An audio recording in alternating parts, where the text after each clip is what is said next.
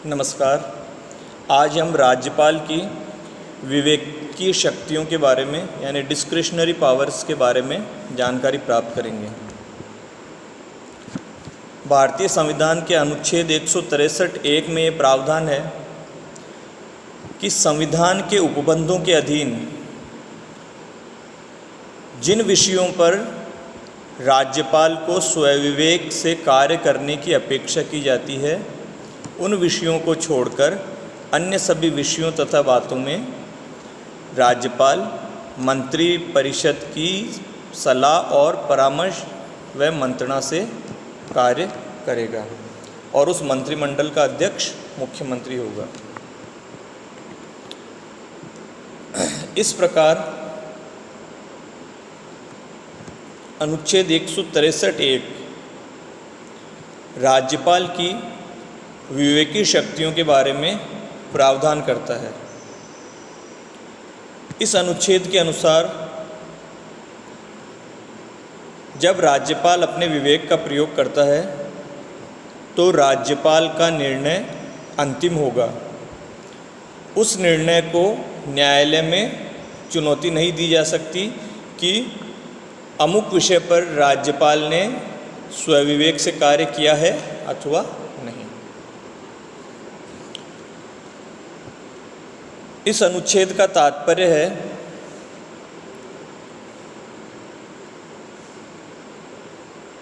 यद्यपि राज्यपाल कार्यपालिका का संवैधानिक प्रधान होने के कारण मंत्रिपरिषद की सलाह और मंत्रणा से कार्य करने के लिए बाध्य है, तथापि कुछ मामलों में उसे विवेकी शक्तियां प्रदान की गई हैं जिन विषयों पर राज्यपाल अपने विवेक से कार्य कर सकता है। उन विषयों पर उसे मंत्रिपरिषद की सलाह और मंत्रणा की आवश्यकता नहीं होगी, और यदि कोई मंत्री या मंत्रिपरिषद राज्यपाल को उस विषय पर कोई सलाह देती है तो राज्यपाल उस सलाह को मानने के लिए बाध्य नहीं है। ना तो राज्यपाल उस सलाह को मानेगा, ना ही उस सलाह को मानने के लिए बाध्य होगा। हालांकि हमारे देश में केंद्र और राज्य दोनों में संसदीय प्रणाली की सरकार की स्थापना की गई है, तथापि राज्यपाल की स्वविवेकी शक्तियों का उपबंध इस व्यवस्था को पूरी तरह से स्वीकार नहीं करता है। राज्यपाल और राष्ट्रपति की शक्तियों में यह एक प्रमुख अंतर है कि जहां राष्ट्रपति को किसी प्रकार की विवेकी शक्ति प्रदान नहीं की गई है और वह हर विषय पर, हर मामले पर मंत्रिपरिषद की सलाह मानने के लिए बाध्य है और उसकी सलाह और मंत्रणा से कार्य करेगा, वहीं राज्यपाल को कुछ विषयों पर स्वविवेकी शक्तियां प्रदान की गई हैं जिन विषयों पर राज्यपाल अपने स्वविवेक से कार्य करेगा और मंत्रिपरिषद की सलाह और मंत्रणा मानने के लिए बाध्य नहीं होगा। ऐसा संभवतः इसलिए किया गया है क्योंकि राज्यपाल केंद्र और राज्य के बीच समन्वयकारक कड़ी है। संविधान में कहीं भी स्वविवेकाधिकारों की ना तो व्याख्या की गई है और ना ही गणना की गई है। इस संबंध में डॉक्टर भीमराव अंबेडकर ने ये कहा था कि प्रांतीय सरकारें केंद्रीय सरकार के अधीन कार्य करेंगी। राज्यपाल कुछ विषयों को राष्ट्रपति को ये सूचित करने के लिए सुरक्षित रखेगा कि राज्य सरकार द्वारा उन नियमों का पालन किया जा रहा है या नहीं जिनके अंतर्गत राज्य को संविधान तथा केंद्रीय सरकार के अधीन कार्य करना चाहिए।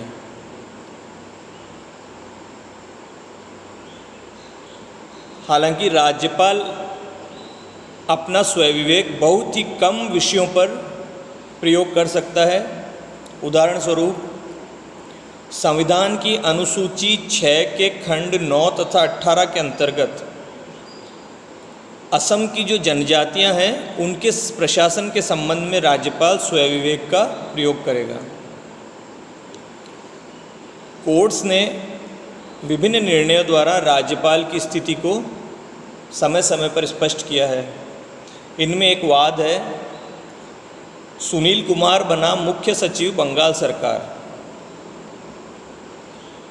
इस वाद में कलकत्ता उच्च न्यायालय ने निर्धारित किया कि राज्यपाल मंत्रिपरिषद की सलाह के बिना कोई कार्य नहीं कर सकता। अगर वो ऐसा करता है तो वो संविधान के विपरीत होगा, अर्थात इस वाद में राज्यपाल को स्वविवेक के अधिकार से वंचित कर दिया गया है। इसी प्रकार राम जवाया बनाम पंजाब राज्य में माननीय उच्चतम न्यायालय ने निर्धारित किया कि हमारे संविधान में ब्रिटिश सरकार की संसदीय सरकार की स्थापना की गई है, ब्रिटिश ढंग की संसदीय सरकार की स्थापना की गई है। इसलिए राष्ट्रपति और राज्यपाल मंत्रिपरिषद की सलाह से ही कार्य करेंगे। वास्तविक कार्यपालिका शक्ति मंत्रिमंडल में ही निहित है। एक अन्य वाद शमशेर सिंह बनाम पंजाब राज्य में सुप्रीम कोर्ट ने निर्धारित किया कि राष्ट्रपति और राज्यपाल संवैधानिक प्रधान हैं तथा वे कार्यों और शक्तियों का संपादन मंत्रिपरिषद की सलाह से ही करेंगे। अब हम देखते हैं कि राज्यपाल किन विषयों पर अपनी स्वविवेकी शक्तियों का प्रयोग कर सकता है। जो निर्णय न्यायालयों के हमने अभी देखे उनके अनुसार और जो संविधान के हमारे उपबंध हैं उनको देखें तो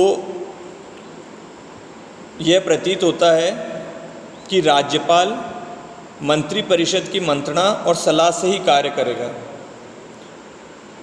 फिर भी कुछ विषय ऐसे हैं जहां पर राज्यपाल को अपनी विवेक का उपयोग करना पड़ता है तथा अपनी वास्तविक शक्तियों का प्रयोग करना होगा। देखा जाए तो विवेकी शक्तियों का प्रयोग बहुत कुछ राज्यपाल के व्यक्तित्व पर निर्भर करता है। वो परिस्थितियां जिनमें राज्यपाल अपने विवेक का उपयोग करेगा उनमें है, मुख्यमंत्री की नियुक्ति के मामले में राज्यपाल अपने विवेक का प्रयोग करेगा या कर सकता है, मंत्रिमंडल या मंत्रियों को अपदस्थ करने के मामले में, तीसरा विधानसभा को भंग करने के मामले में, और चौथा राज्यों के संवैधानिक तंत्र की विफलता के आधार पर अनुच्छेद 356 के अंतर्गत राष्ट्रपति को आपात उद्घोषणा जारी करने के लिए प्रतिवेदन देना। सबसे पहले हम देखें कि मुख्यमंत्री की नियुक्ति के संबंध में किस प्रकार राज्यपाल अपनी विवेकी शक्तियों का प्रयोग करेगा। भारतीय संविधान का अनुच्छेद 164 यह कहता है कि मुख्यमंत्री की नियुक्ति राज्यपाल के द्वारा की जाएगी, लेकिन यह शक्ति स्वच्छंद नहीं है कि राज्यपाल अपने मन मर्जी से किसी भी व्यक्ति को, किसी भी नेता को, राजनीतिक दल के नेता को मुख्यमंत्री नियुक्त कर देगा। ऐसा नहीं हो सकता। परिपाटी यही है और प्रचलन में भी ये देखा गया है कि राज्यपाल बहुमत जिस दल को प्राप्त है उसके नेता को मुख्यमंत्री के पद पर नियुक्त करेगा। इसमें राज्यपाल अपने किसी भी प्रकार से विवेक का प्रयोग नहीं कर सकता है। लेकिन कभी कभी ऐसी परिस्थिति उत्पन्न हो जाती है कि राज्य विधानमंडल में किसी भी राजनीतिक दल को स्पष्ट बहुमत प्राप्त नहीं होता है। उस समय राज्यपाल की विवेकी शक्ति अस्तित्व में लाने का राज्यपाल को अधिकार प्राप्त हो जाता है। ऐसी स्थिति जब किसी भी राजनीतिक दल को सदन में, राज्य विधानमंडल में बहुमत प्राप्त नहीं हो और यह कहना कठिन हो जाता है कि बहुमत प्राप्त दल का नेता कौन है, तो उस स्थिति में राज्यपाल अपने विवेक का प्रयोग करते हुए उस समस्या का निराकरण करेगा। ऐसी स्थिति वास्तविक रूप में 1967 के बाद कई बार भारतीय राजनीति में देखने को मिली है। ऐसी स्थिति में राज्यपाल स्वयं ही अपने विवेक का सहारा लेकर ये निर्णय करता है कि किस व्यक्ति को सरकार बनाने के लिए आमंत्रित किया जाए जो अधिक समय तक स्थायी सरकार दे सके। उसके बाद मंत्रिमंडल को अपदस्थ करने की स्थिति। राज्य विधानमंडल में मंत्रिमंडल केंद्र की भांति सामूहिक रूप से उत्तरदायी है। व्यक्तिगत रूप से भी हर मंत्री अपने कार्यों के लिए सदन के प्रति उत्तरदायी है। अनुच्छेद 164 कहता है कि मुख्यमंत्री राज्यपाल के प्रसाद पर्यंत अपने पद पर कार्य करेगा। इस पर तात्पर्य यह बिल्कुल नहीं है कि राज्यपाल मंत्रिमंडल को अपनी इच्छानुसार अपदस्थ कर सकता है या पदच्युत कर सकेगा।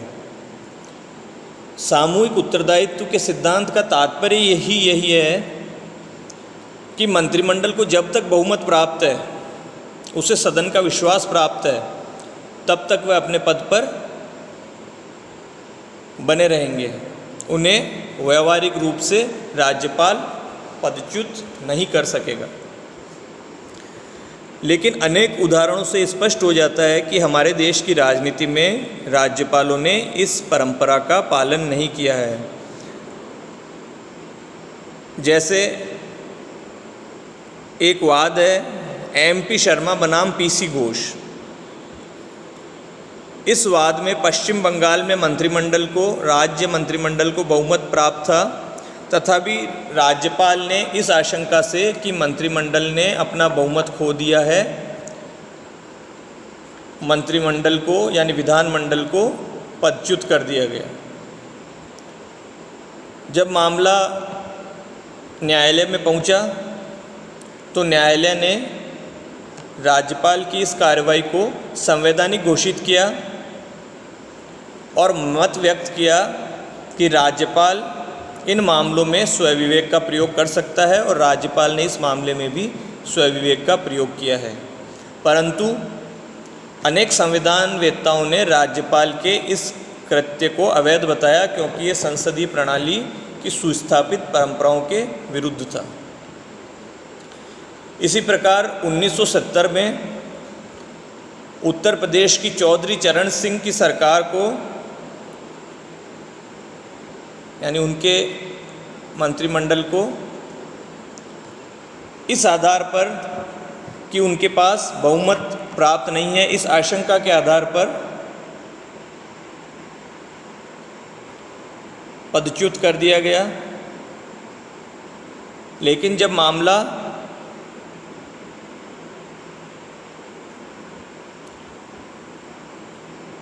इस मामले में चौधरी चरण सिंह उत्तर प्रदेश में मुख्यमंत्री थे, जो संविद के नेता थे।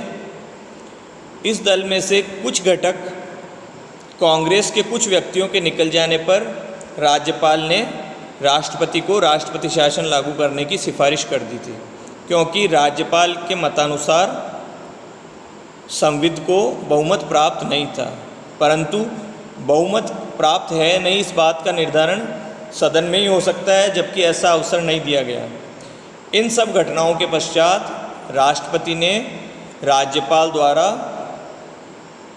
राज्यपालों की एक समिति बनाई,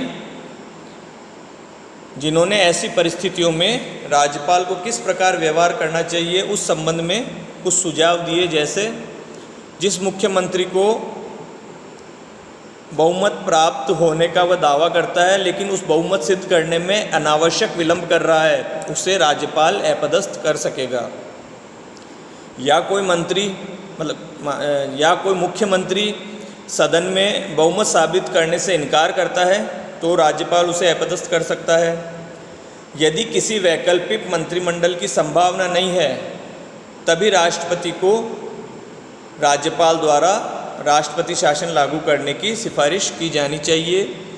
और दल बदल के विषय में कोई ऐसी विधि पारित की जानी चाहिए जो इस कुप्रथा को समाप्त कर सके या उसे रोक लगा सके। इसके बाद विधानसभा को भंग करने का जो अधिकार है उस विषय में राज्यपाल स्वविवेक का प्रयोग किस प्रकार करेगा वो हम देखते हैं। हालांकि विधानमंडल का कार्यकाल 5 वर्ष होता है और राज्यपाल 5 वर्ष पश्चात ही विधानमंडल को भंग कर सकेगा, किंतु असाधारण परिस्थितियों में जब एक सदन में मंत्रिमंडल ने अपना विश्वास खो दिया है और विपक्ष ने स्थायी विकल्प उपस्थित कर दिया है तो ऐसी स्थिति में राज्यपाल मंत्रिमंडल को विधानमंडल को भंग कर विपक्षी नेता को सरकार बनाने का निमंत्रण दे सकता है।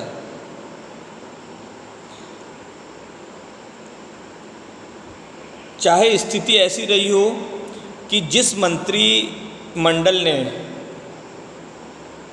विश्वास मत खो दिया है उस मंत्रिमंडल के मुख्यमंत्री ने विधानसभा को भंग करने की सिफारिश की भी हो तो भी राज्यपाल ऐसे अल्पमत के मुख्यमंत्री की सिफारिश को मानने के लिए बाध्य नहीं है और अपने स्वविवेक से कार्य करते हुए यदि विपक्ष ने स्थायी विकल्प सरकार बनाने का प्रस्तुत कर दिया है तो विपक्षी दल के नेता को सरकार बनाने के लिए निमंत्रण देगा और अपनी स्वविवेकी शक्तियों का प्रयोग करेगा। इसके बाद राज्यपाल द्वारा राष्ट्रपति शासन की सिफारिश अनुच्छेद 356 के अनुसार यदि राज्यपाल को यह समाधान हो जाता है कि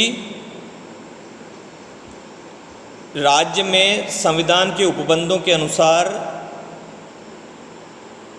प्रशासन चलाना असंभव हो गया है तो राष्ट्रपति को अपना प्रतिवेदन देगा कि उस राज्य में राष्ट्रपति शासन लागू कर दिया जाए।